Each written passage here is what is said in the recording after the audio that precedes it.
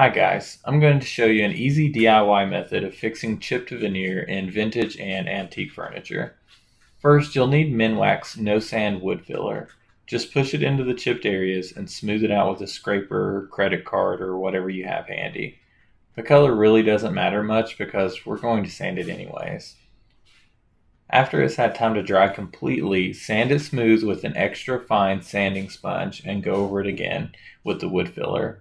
We're trying to get the chipped areas as level as possible so that the shine is even when we clear coat later on.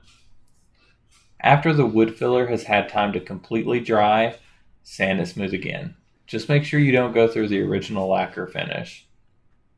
Next, you're going to stain the wood filler with a stain that's close to the darkest color in the wood grain. In this case, that's nearly black. Make sure you use a water-based stain or it'll take forever to dry.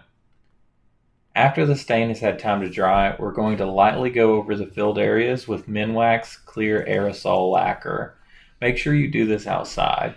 This will seal the stain in and ensure the sheen matches the rest of the piece. After that, lightly go over the entire piece with Mohawk No Blush Plus Retarder. This softens the original finish and allows it to level out and brings back the original shine after it rehardens. And that's how you go from a dingy, chipped piece of furniture to a glossy beauty.